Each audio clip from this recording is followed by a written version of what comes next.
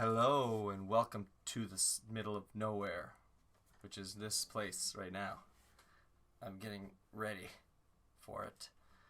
So this is another episode of Sounds from the Middle, hashtag Sounds from the Middle of Nowhere, which is a very clever name. I am Mitchell Anton MacEachern. This is my face. I'm wearing yellow and I have a guitar. There are other things that are happening in the world right now too, but I cannot count them or recite them for you right now. Except maybe there's love. I hope there's lots of love. Lots of conscious and willing suffering for something that somebody believes in. Because that's kind of what I'm doing right now. Demonstrating my love for music. Because it's not easy making these videos. And, I mean, yeah. It's one breath at a time. So, I'm going to do another one of my songs, which is called Fox Dreams, which Emerson named. Who is it? And you don't know who he is. If you know who he is, then you know who he is. But if you don't know who he is, then this bit, so the next 32 minutes is going to be completely irrelevant for you. Might as well just turn it off because it might infringe on your liberty. Emerson was just a guy I met at a show, and he's a really fun guy. He was the first guy to come to the middle of nowhere. Him and Sander, who lives in Mexico now. This mysterious man who could play the piano better than anybody I'd ever seen, but then disappeared off the face of the earth. And if by the face of the earth I mean he just returned to his hometown in Mexico, which is not the same thing. So Emerson was there in the pub, and he and I played this song, and he's like, "Oh, I like that song. What's its name?" And I was like, "You name it." And he's like, "Fox Dreams." So we named it Fox Dreams. And this song is one of those songs that doesn't sound like it makes any sense when you listen to it, but if you listen to it, it does make sense. So I implore you to listen. The story's about a guy who wakes up after. If you've ever had a lucid dream is where you're aware that you're dreaming while you're dreaming. So it's like you're like looking around, you're like, wow, this is like real life, except that this is not real. This is like dream stuff, you know. It's cool to have lucid dreams. I've had a few in my life. And there's a fly in here, and the neat thing about lucid dreams is that they feel real, but they're not real. And the better you get at lucid dreaming, the more you can like exist in that space and explore it, and not have to worry so much about the infringements of objective reality. So when we're out in the waking life, we have rules and like gravity works and stuff. But when you're in lucid dreaming, you can actually defy gravity and like fly around if you want. It really just depends on how calm you can remain while you're in the dream. Because with the couple times I had lucid dreams and I got really excited about something happening, I wake up. But what's really cool about lucid dreams is that their onset is the same experience as anxiety. To me, at least my experiences with lucid dreaming. Before I have I don't just go to bed and have a lucid dream. Like I go to sleep and I'm dreaming, and then I start to feel anxious in the dream, and that makes me think like, why am I anxious? This is a dream. Oh, it's a dream. Oh, I'm lucid dreaming. Oh, I could wake. Oh, this is dream stuff. I'm gonna fly and meet Marlon Brando, and spend an afternoon picnicking with him, because that's what I can do if I want to lucid dream in a lucid dream. I could lucid dream a lucid dream. You can do whatever you want. It's up to you. So. But the onset of lucidity is anxiety. So Soren Kierkegaard has a quote, and he said the anxiety is the dizziness of freedom. So if you spend time with anxiety, you actually start to wake up. Like when you're dreaming, if you have anxiety, you can use that to wake up. If you're awake and you have anxiety, you can use that to wake up. You get it? I mean, it's worth a try. I don't know if it works for me. I'm living my best life in my parents' basement. It's a work in progress. I actually also live downtown with my friend Kyle, who makes movies. He's really fantastic. He put me on a futon. So if you're in a lucid dream and if you're in a dream and you feel anxiety, you can use that to recognize that you're dreaming and then wake up and then have a lucid dream. And when you're awake, if you notice where you feel anxiety and you move towards it, like it's not like all the anxiety, but the anxiety that's correlated with the things that you kind of want to do but aren't letting yourself, like, say, talking to somebody you find attractive, or applying for a new job, or going to church, or, whatever you want, telling the truth is almost always correlated with anxiety. It's heart palpitating to tell the truth. Sometimes it's risky, but the anxiety is not bad. It's pointing at lucidity, or waking up. The word lucid comes from the word for like light, for clarity. To be lucid is to be clear. So that's what we're thinking about. And when I wrote this song, this is what the song was about. I was like, oh, that's neat. So it's called Fox Dreams.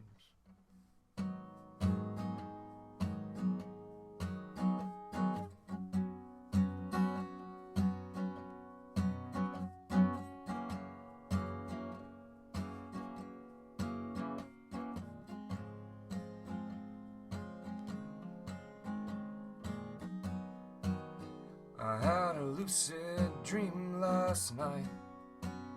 In it a fox led me to an old pine. With a voice like a lion it spoke, don't waste your time. I woke with sweat and unrest on my forehead. Trembling crawled out of bed, it was late morning. City was wide awake, it seemed deeply asleep.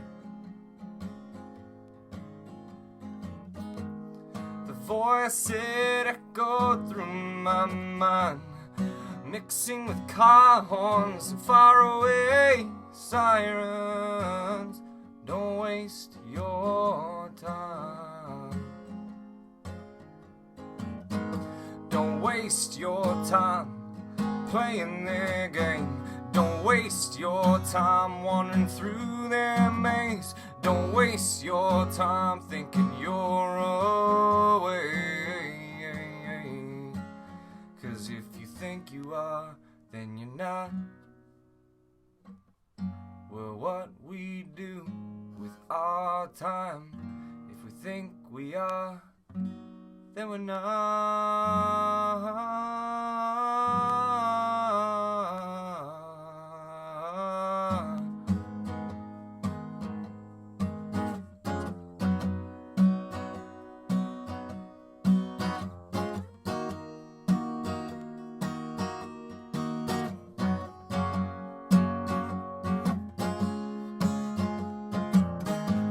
So follow that fox down to the yew tree.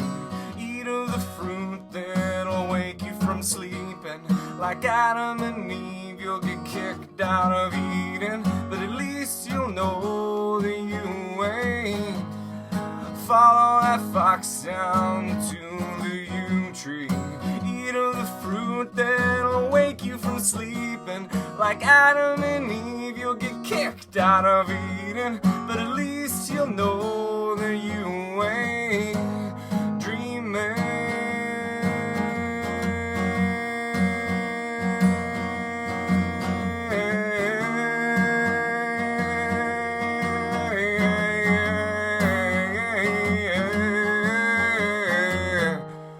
Follow that fox down to the yew tree. Eat of the fruit that'll wake you from sleeping. Like Adam and Eve, you'll get kicked out of Eden, but at least you'll know that you ain't dreaming. Dreaming. Dreaming.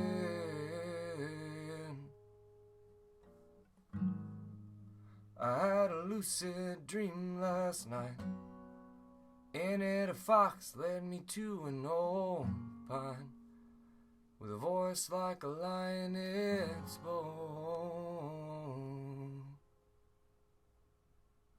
I had a dream about a lion the other day. Well, no, not the other day. It was like a while ago. Maybe a month ago? A week ago? 2 weeks ago? It was so cool. My friend painted this beautiful lion. She's just an incredible painter. And I have it on my phone. It's my background. Because I identify with the lion. I'm a spiritual dude. And I think that lion is my spirit. And you should have seen the lion in my dream. But you never will, because you did not exist in my brain, which is a place that I exist in, I think. We don't know what minds are. Physicalism. Look it up. Pure physicalism. The fact that everything can be deduced from the physical environment. Can't stand up against the knowledge argument. Look it up.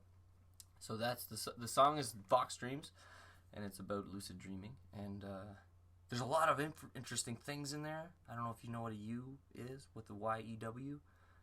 Look it up. And I like foxes. I mean, like symbolism, right? Like archetypes and symbolism. This song is loaded with that shit. That shit is in there for you to parse with your brain and your attention, which I'm sure you've lost a while ago, before the song maybe even started. You're like, why am I listening to this yellow-shirted man? But if you're still here, thank you very much for listening. I very much enjoy making these videos, and if you want to comment on how things exist, this is how I type, by the way. It's like a brain-damaged raccoon trying to escape from the garbage. So that's how I type. And if you want to comment on the videos or send a message to me, please do it. I like talking to people and learning with them and exploring music with them and lucid dreaming with them and life with them and death with them and all the things with them. It's fun. I think it's fun. And the Middle of Nowhere, the show, downtown Toronto. If you're a Torontonian or a Canadian or a human, you can, or a cat, you can come to the show. Or a bicycle. There are many things that can come to the show, and it's every Tuesday at the Imperial Pub for now, and we'll see what happens in the future. There's also the podcast, which is the most fun thing, which is this video is linked with the podcast, so you can go listen to the shows that we make, because we record the whole event, and then we put it on the internet for you to listen to. And they're very interesting. You don't have to listen to the whole thing. You can listen to little bits and pieces. Just a drop-in podcast. You don't have to listen to the whole thing, so you can start in the middle if you want. It's still worth your time. It's always exciting. And if you're a performer looking for a place to perform, then send me a message on Facebook so that we can talk. And I can judge you.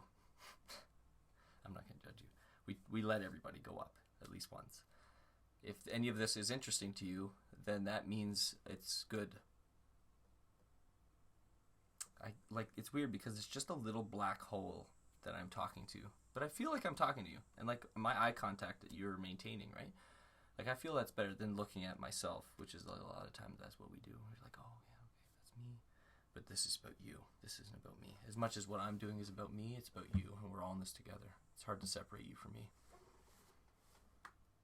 Thanks for listening. I'll see you next time in the Middle of Nowhere. Bye. I'm going to press the button. Ha ha ha. I tricked you. It's over here.